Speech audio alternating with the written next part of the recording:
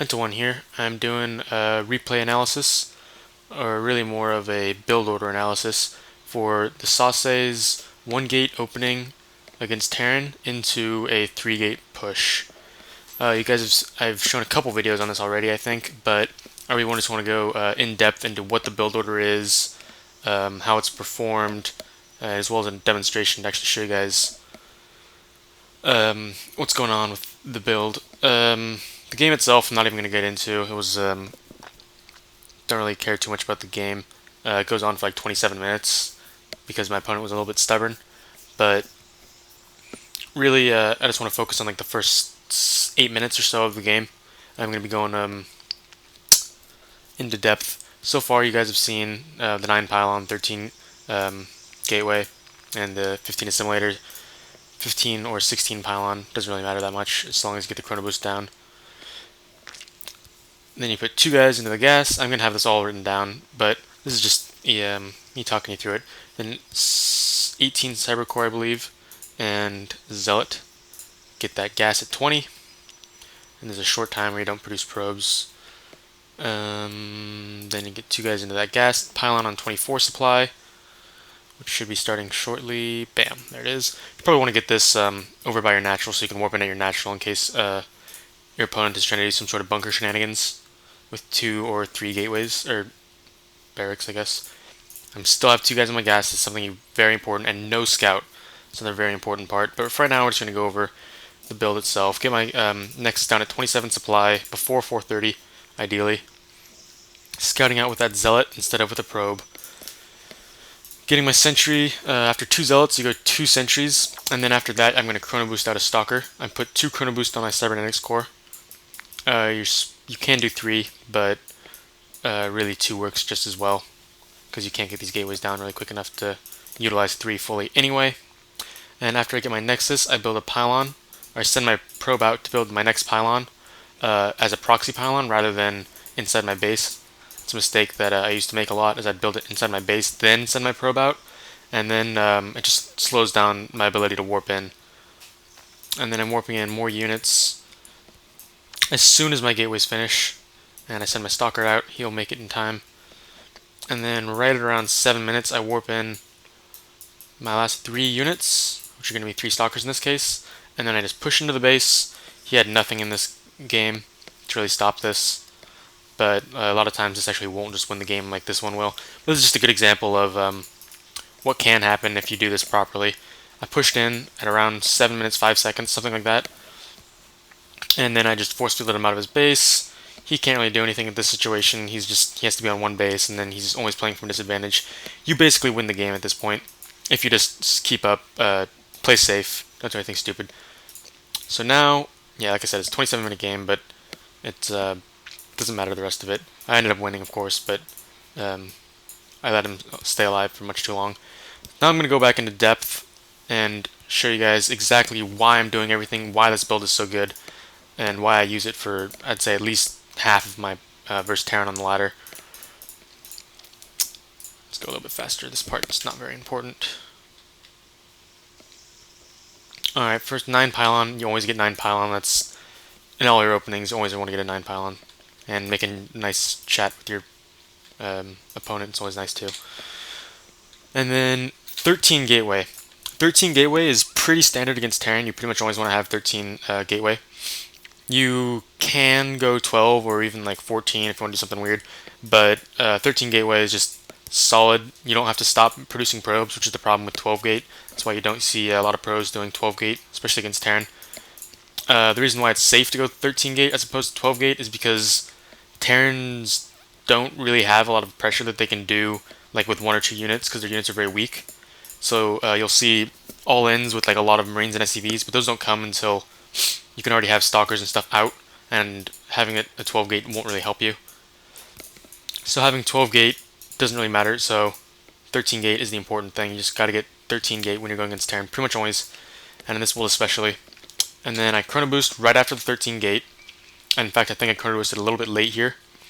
Pretty much right after this gate goes down, you can chrono boost, even if you don't have the money to make the next probe. You'll get it before the probe finishes, or at least you should if your timings are worked out properly. 15 gas. 15 gas because 14 gas is kind of unnecessary, and it might stop you from producing probes for a second. Always want to have constant, not even a second where your gateway or your Nexus isn't producing probes, unless it's mentioned. And then right here is kind of a choice. You can go for 15 Pylon, then Chrono Boost, or Chrono Boost, then 16 Pylon. Doesn't really matter, I don't think, honestly, because I just wait to get my Zelot on 18 anyway, so it doesn't really make a difference. I kind of like getting it on 16 so I can get that Chrono Boost a little bit earlier. But technically you're supposed to get on 15 and get your Zealot quicker, but I always end up with not enough minerals for some reason, so I can't do that anyway. And then 2 guys on gas. This is very important. I'll explain that in a little while. And cybernetic score at 18 as well. Boom, 20 gas. So you noticed, I'm going to go back for a little bit. Okay, that's good enough.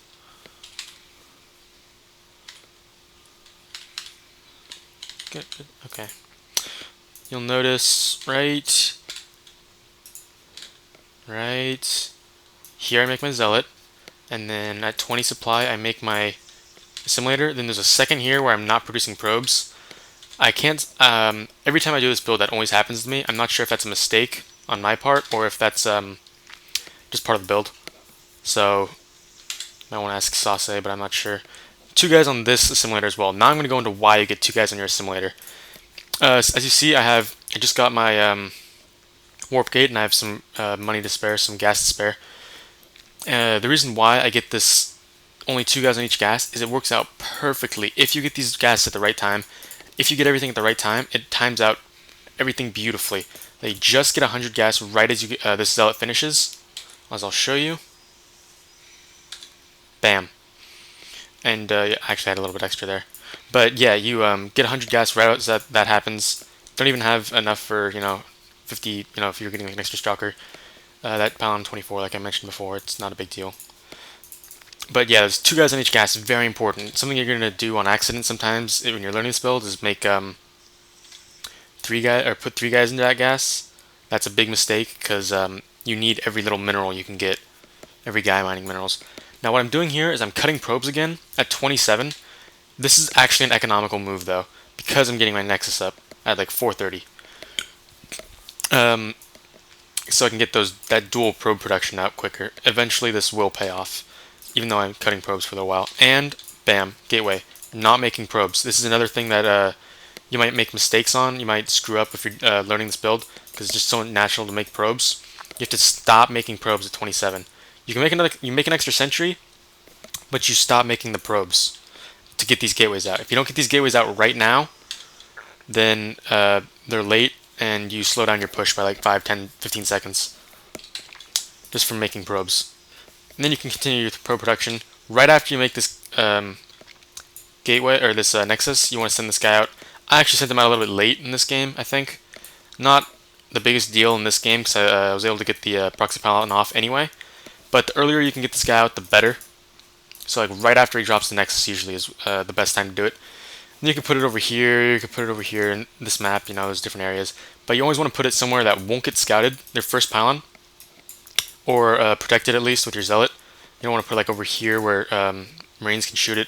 Don't want to put it over here where it can get shot by Marines. And don't want to put it like back here or something, because that's way too far away for your warp ends. If you do end up taking out his natural, you want to be able to reinforce quickly. Now I'm chrono boosting out this stalker. This is very important, because as you'll see, warp gate finishes in 3 seconds, the stalker finishes in like 9 seconds. So even if you chrono boost this stalker, sometimes you still have this where you have like a second of later warp gate because of that stalker.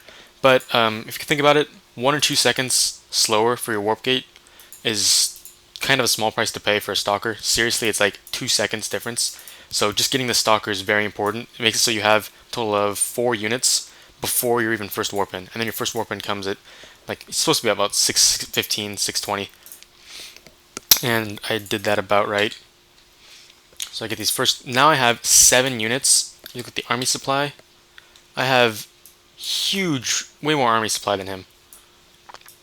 He has basically nothing right now to stop what I'm doing. Most Terrans won't have much if they're going for a command center after 1 racks. If they're going for 2 racks, you should usually scout that and just go, okay, well, I'm not going to put this pylon that's so aggressive. I'll just put it like over here or something. And then you don't even have to warp in over here. You can just like leave a stalker and you just don't even attack. Because what are you going to attack into? You're going to attack up to a ramp, and that's not smart. So you just take your advantage. Don't even worry about it. But in this situation, I know he's going for a command center. I didn't see it. But this bunker and the amount of Marines I saw led me to believe this is a 1 racks fast expand. So now, I'm not even focusing on my base right now because the important part is just that I keep making probes fairly constantly at this point. Depends on how much you want this attack to do. If you want it to be more of a bigger push, more all in, you can kind of stop probes and sporadically make them. Or if you just want it to be more of a little bit of pressure, you can have probes constant. Pretty sure I had probes pretty constantly. And then boom, 7 minutes, I have 11 units. My army supply is more than double his army value, that is.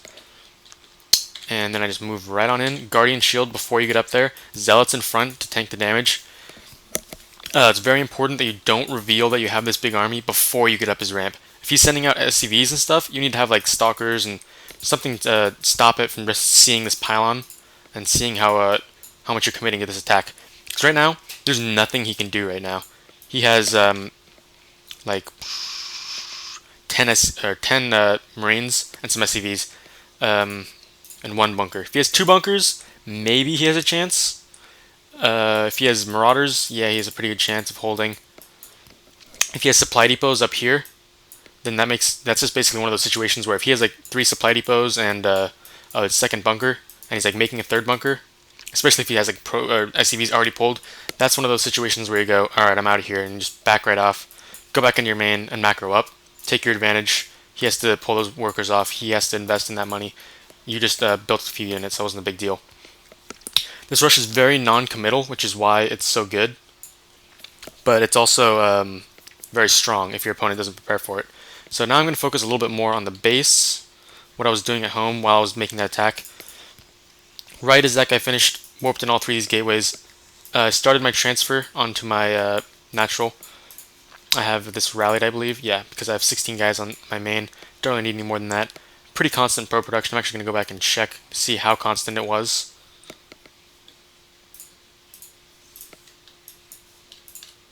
So we'll see. I have no downtime yet. A little bit of downtime there where I wasn't making probes. Just a second. But that could be important. Another second there. And 1 right there. And that was actually pretty big. Not making any probes right now. But that's because I realized I've won this game. I just pushed in and killed them. So that is Sase's 3-gate opener. If you see, like once again, like I'm saying, if he defends this, he holds it off perfectly. You just go back, you drop a robo, you macro up as though you didn't even put on the pressure. Because you really, look at my income tab, I actually have more workers than him, and I'm putting on so much aggression. A build that maximizes every single mineral and gas that you get. Oh, I put guys back on gas. You don't really need to at this point. You can afterwards, after the fact, or you can just save it until, or you can do it like what I did and wait until you get these 3 gates up and then put them back in the gas. I'm actually going to check when I put it back on the gas. Because I guess that is kind of important. Yeah, I put my guys on gas pretty early. I think it was because I wanted sentries and stalkers. You don't actually need sentries and stalkers, but I knew he wasn't getting any marauders, so I was just going to go very stalker heavy rather than zealot heavy. So I had my 2 gas, and then right as I was warping in, it was right after my first warp in that I put in my guys back in gas. You can wait to put your guys back in gas until after the pressure is over. You can wait, or you can actually just do it like right afterwards if you think this pressure isn't going to do anything. It's up to you. It doesn't really matter that much, but the important thing is that you do get these guys back on gas, because if you forget to put them back on gas, then you go through this whole game with 2 less guys mining gas than you should. That's like 2/3 of a geyser. I've actually played a game where I forgot to get my guys back on gas and I lost because of it.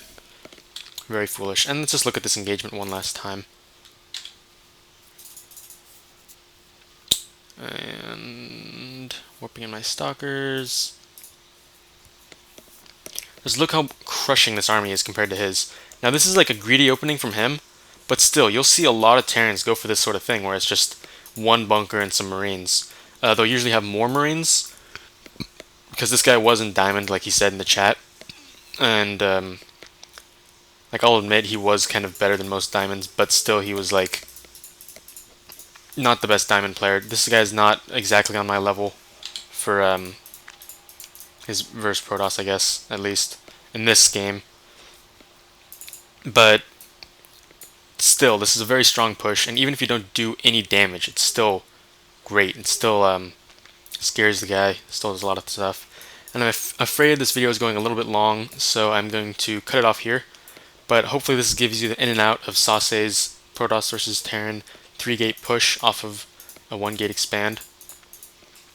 So I'll see you guys next time, and I'm glad to be back making videos. My mic was out for a while, and even now you guys noticed there was no game sound.